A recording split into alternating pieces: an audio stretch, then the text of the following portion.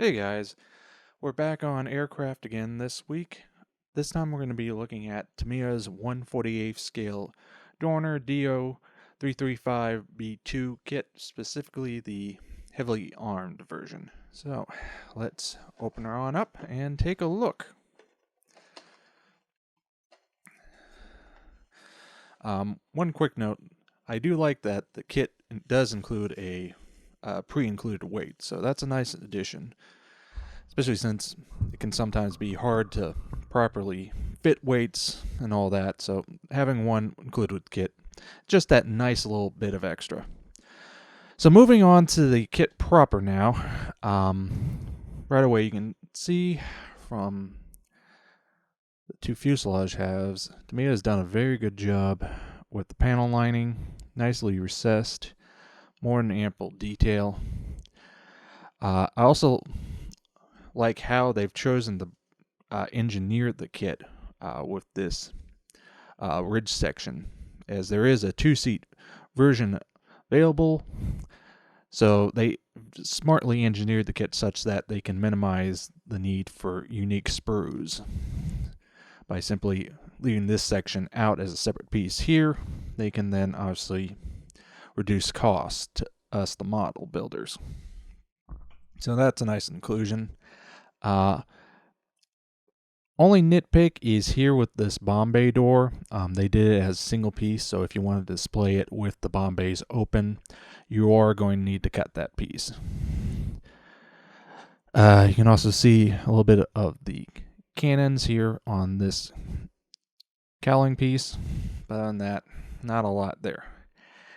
Where I find issue, however, is here on the back side, and I don't know how well this is going to show up on camera, but if you hopefully can see, all of these parts have some pretty serious ejector pin markings, especially here on the landing gear doors and a couple of these inlets.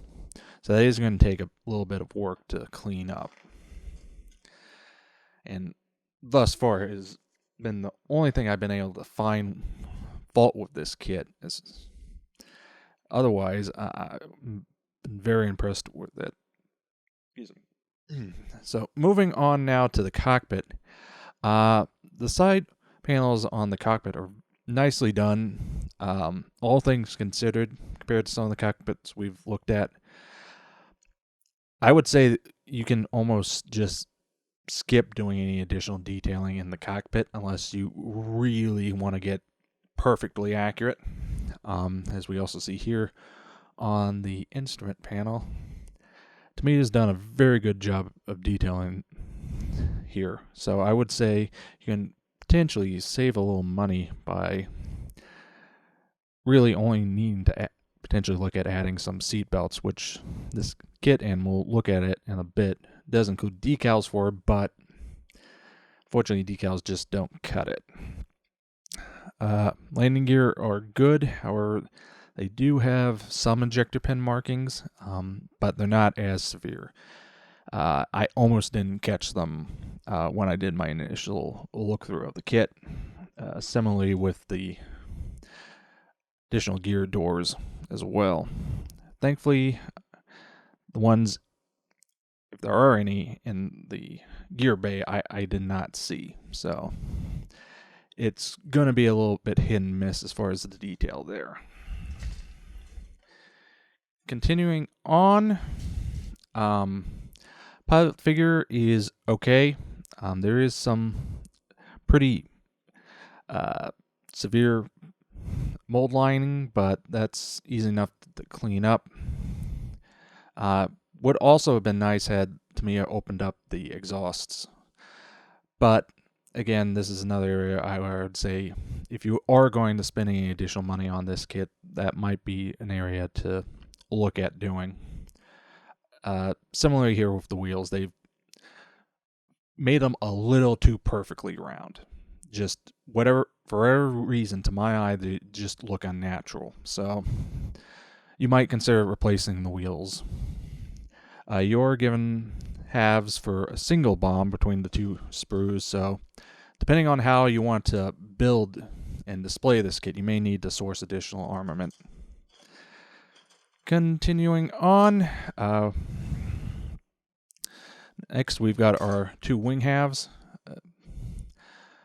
Again, the surface detailing on this kit is damn near perfect. I can find no faults here as far as what will ultimately be visible. But again, just the issue is the ejector pin marking. Winding things down now, we got some additional wheels, some other odds and ends. We've got our two propellers. Again, since this is a push-pull configuration aircraft, which does make it a little unique, if nothing else, as well as some other odds and end bits on this sprue. Continuing on, last sprue, our clear parts, nicely clear. I would say, because of just how complicated the paneling is on the clear parts, you might also look at getting a masking set. Unfortunately, this kit did not include one from Tamiya out of the gate, like some of their more recent releases do. So that is something to be aware of, and you might look into. Putting all that aside, now if we go on to the decals.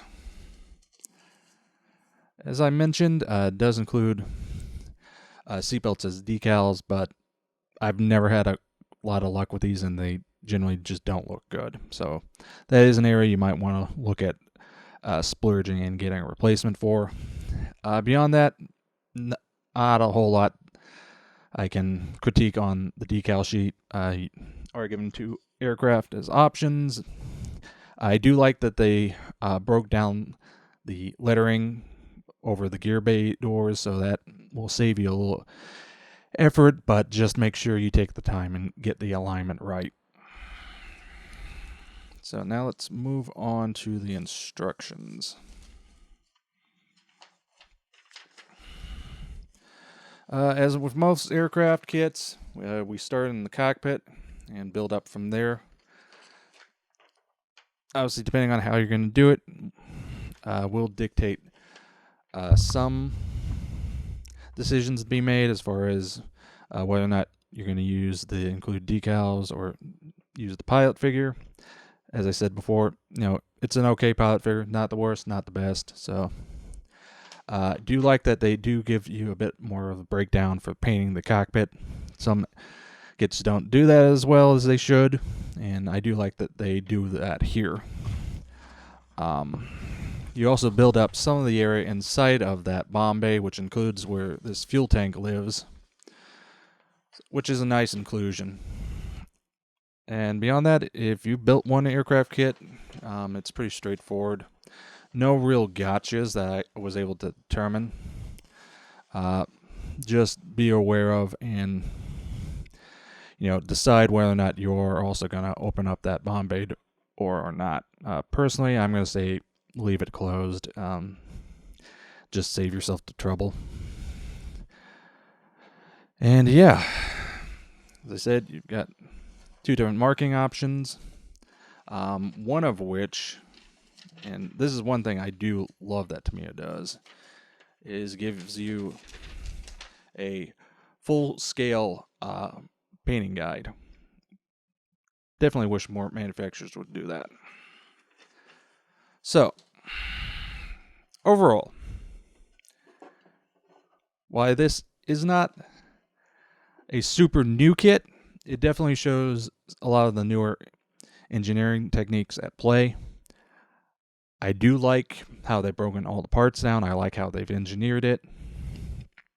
My only major complaint is the ejector pin marks. That will take a lot of effort to clean up since they're pretty pervasive. Beyond that, though, you really don't have to do anything. So you can pretty much just build it right out of the box without too much hassle. The only areas I would say if you are going to spend anything on it would be getting a aftermarket exhaust set, some seat belts, and a masking set for the canopies.